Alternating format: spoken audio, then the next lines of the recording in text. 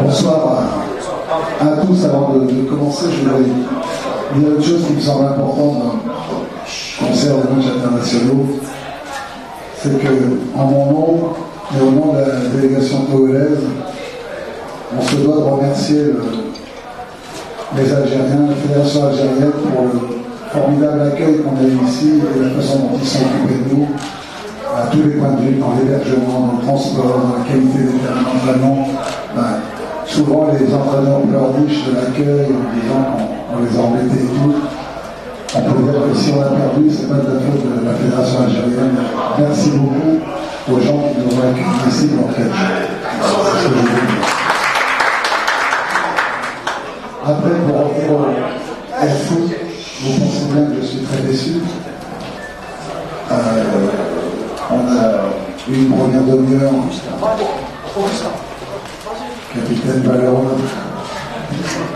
On a eu une première demi-heure de qualité face à l'équipe d'Algérie qui trouvait des angles de passe, qui travaillait son jeu à 3 avec des zonages de Brahimi pour Goulam, avec le Bentaleb qui venait s'intercaler entre les deux. Donc on a pris un but sur une petite erreur de jeunesse dans le placement-déplacement. Le football, c'est 3 fautes. Le football, c'est tout simple. Ce qui est compliqué, c'est tout simplement, on a été bon dans le placement, on a été bon dans les déplacements, mais là, sur cet axe-là, on n'a pas été bon dans le remplacement.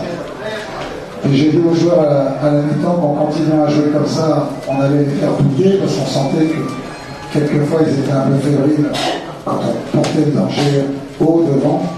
Et je pense que la dernière demi-heure, il y a eu beaucoup de blessés du côté algérien. J'espère que c'est pas grave. Mais on sentait qu'on était tout près de revenir, tout près d'égaliser. Je peux vous dire ce que j'ai dit aux joueurs en rentrant dans le vestiaire, c'est que j'étais très fier d'eux. On a des très grands joueurs dans l'équipe. Il y a des meilleurs avec le plus bel exemple, mais on a des gamins qui n'ont jamais fait un match de championnat de leur vie, jamais en championnat, qui viennent d'une équipe de quartier, je les ai découverts là-bas. Notre gardien joue dans un club quasiment de village, c'était son premier match.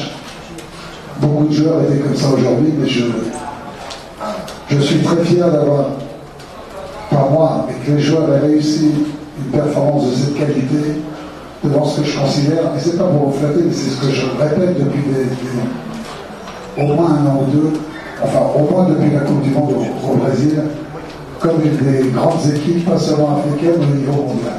Il y a une telle addition de talent dans cette équipe que le jour où tous les solistes sont capables de faire de la symphonie, ils sont irrésistibles. C'est vraiment, je pense que depuis les années 80-90,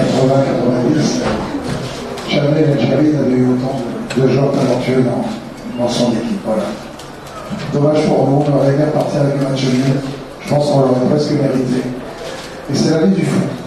Et merci encore à tous. Vous avez fait beaucoup de louanges à cette équipe d'Algérie, mais justement elle déçoit beaucoup au niveau du jeu. On a vu aujourd'hui, même en deuxième mi-temps, vous avez quand même réussi à la perturber jusqu'à la fin du match.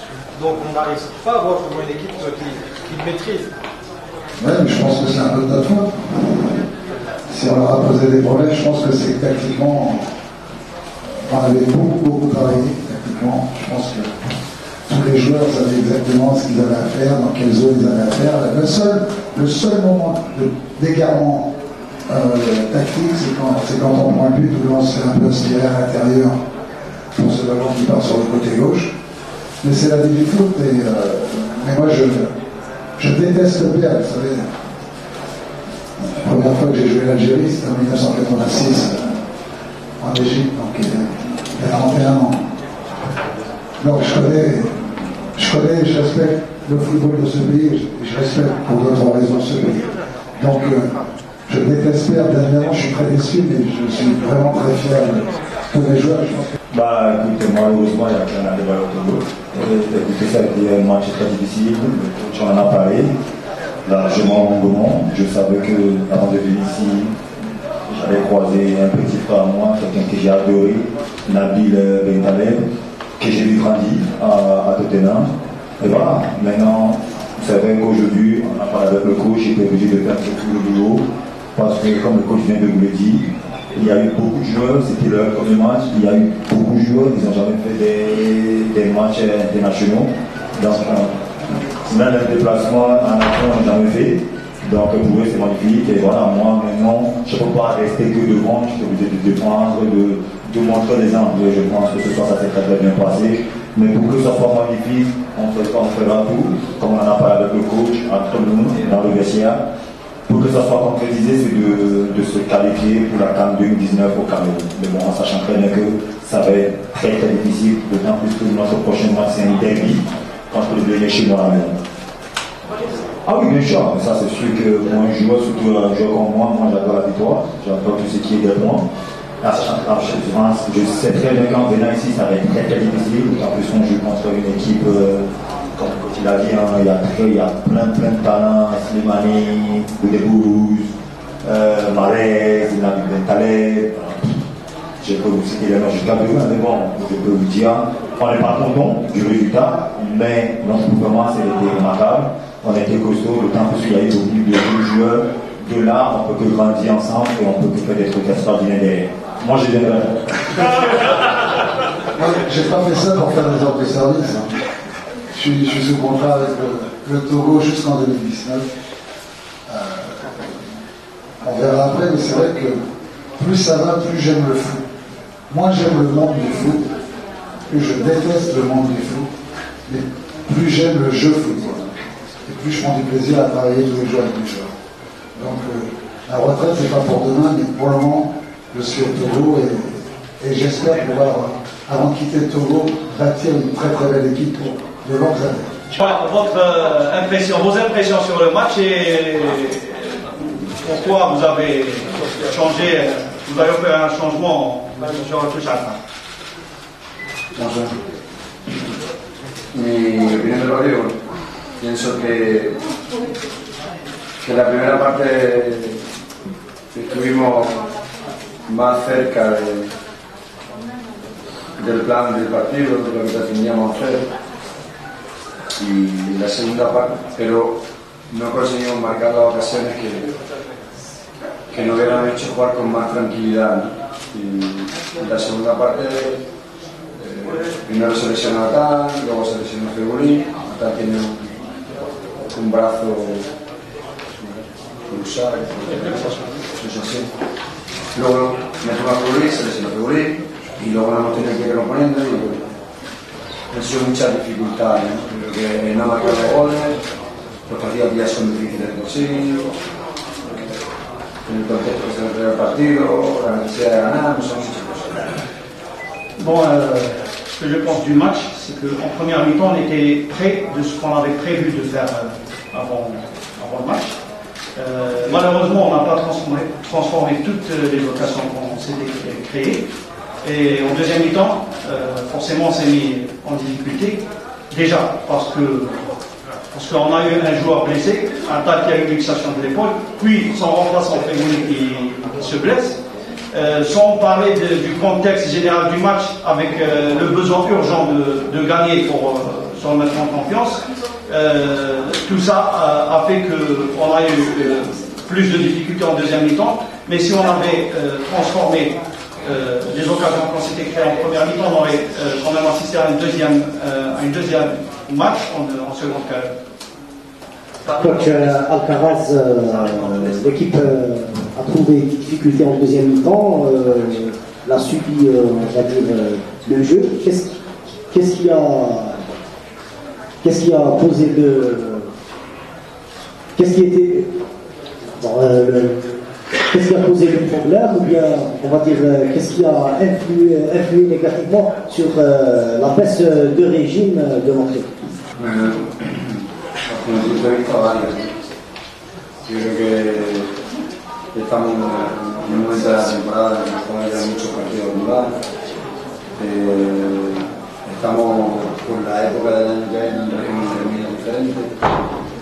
Y aparte, yo creo que el partido se nos ha ido complicando fundamentalmente por no conseguir la ocasión de gol.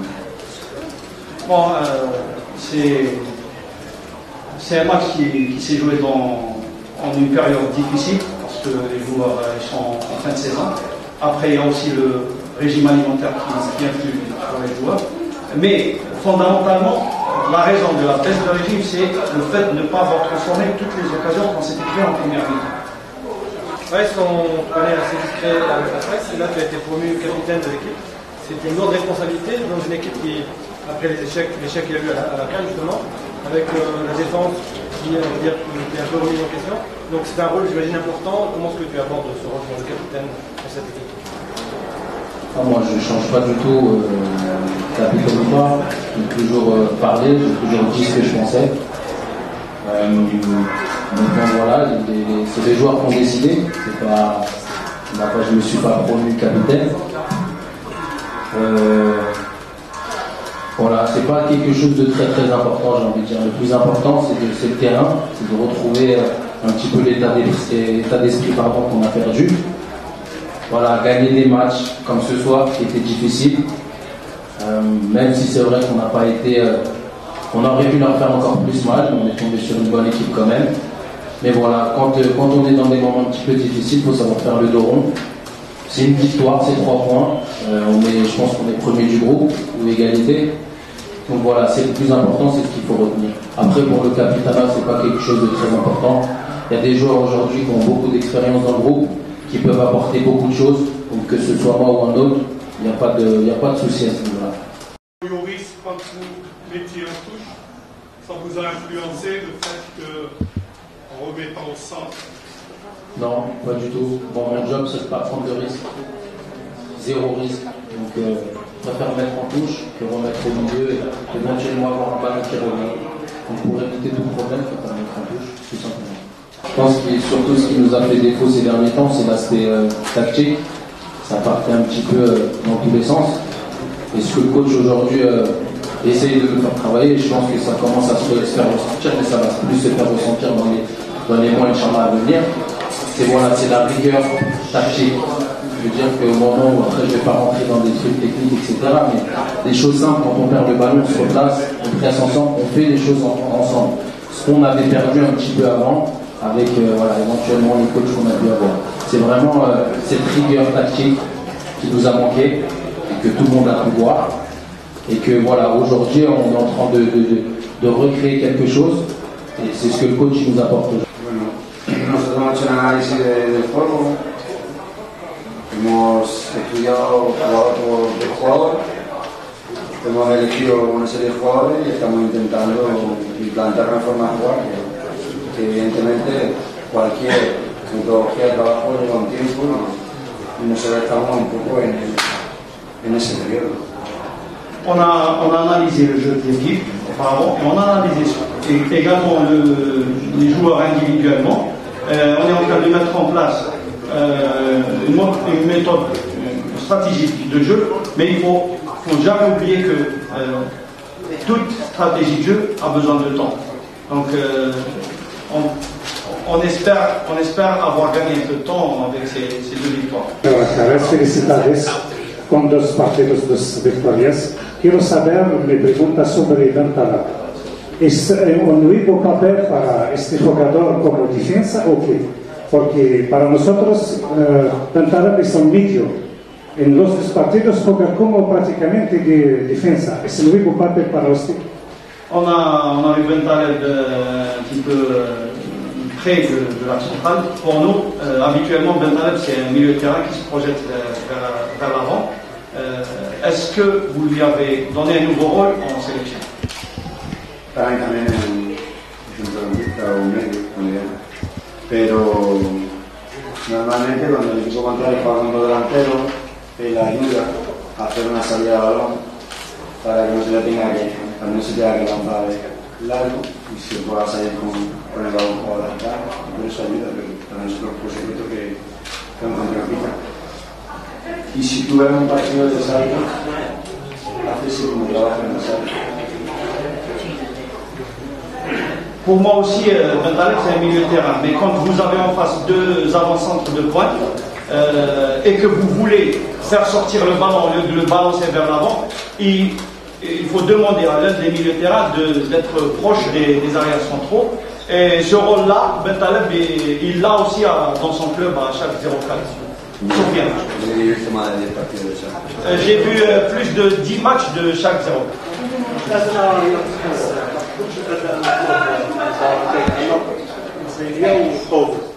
يعني هل سنشاهد هذا اللاعب يجلس في دكة البدلاء مستقبلا إذا واصل هذا المستوى؟ No me gusta hablar individualmente de las cosas que pueda, o sea, no me gusta hablar de las cosas que pueda hacer en el futuro individualmente con los jugadores, no solo con Marel, sino con el resto. Pero jugar a lo que ellos tienen que hacer en cada partido, sean quien sea. Je n'aime pas parler des joueurs individuellement, surtout le futur. Je n'aime pas me projeter dans le futur en parlant des joueurs individuellement. Mais je ne parle pas de Mahrez, je parle de tout le monde. Si un joueur n'est pas en forme, qu'il soit Mahrez ou autre, bien sûr qu'il va sur le banc. El equipo estaba dominando, creo que el equipo está dominando y necesitaba un jugador que fuera capaz de subir la banda, que fuera capaz de centrar, que fuera capaz de dar soluciones ofensivas. Mendy nos da soluciones más defensivas, como luego ha hecho. On avait besoin d'un joueur qui nous donne des solutions offensives parce qu'on était en train de dominer l'adversaire. Mendy, il donne des solutions, il aide sur le plan défensif. Et Fegouli, on l'a mis pour donner un coup de main. Vous savez bien que tout le monde dit qu'avec moi il y a toujours des péripéties. Donc personne ne m'a rien promis. Je vais reprendre, je vais me donner à fond. On verra. J'ai toujours essayé de faire mon travail, essayer de rester positif. Et après, on verra bien ce qui arrivera. En tout cas, je vais me donner à fond. Et comme j'ai toujours fait, ça, il faudrait plus poser la question aux entraîneurs qui m'ont en club. Moi, si aujourd'hui vous pouvez demander à l'entraîneur qui était là avant, l'entraîneur aujourd'hui, je pense qu'il est très satisfait de moi là-bas. Après, pour la saison prochaine, je ne sais pas ce qui va se passer, mais moi, j'ai jamais, que ce soit ici ou en club, j'ai jamais eu de problème de comportement, sinon tout le monde l'aurait su. J'ai toujours travaillé. Après, vous savez, il faut avoir des fois un petit facteur chance aussi. Peut-être, moi après, je me remets en question, peut-être qu'il y a des choses qui ne vont pas de mon côté. Mais moi, en tout cas, j'essaie de me donner à fond, de travailler le plus possible. Et après, voilà. Jusqu'à l'âge de 40 ans, comme il a fait au fond de terrain. Merci. C'est un peu dur de répondre à cette question. Moi, en tout cas, vous savez, je pense que tout le monde ici sait quelle relation j'ai avec l'équipe nationale. C'est quelque chose qui me tient beaucoup à cœur. Donc même quand j'ai eu des difficultés en club, j'essaie toujours de me préparer de la meilleure des façons pour être le plus performant possible avec l'équipe nationale. Et voilà, après, vous savez, mec, on ne sait jamais ce qui peut se passer. Mais moi, en tout cas, de mon côté, je vais tout faire pour travailler, toujours être sérieux. Et voilà, toujours faire mon travail. Et Inch'Allah, je jouerai le plus longtemps possible. Merci beaucoup, hein, t'es comme ça.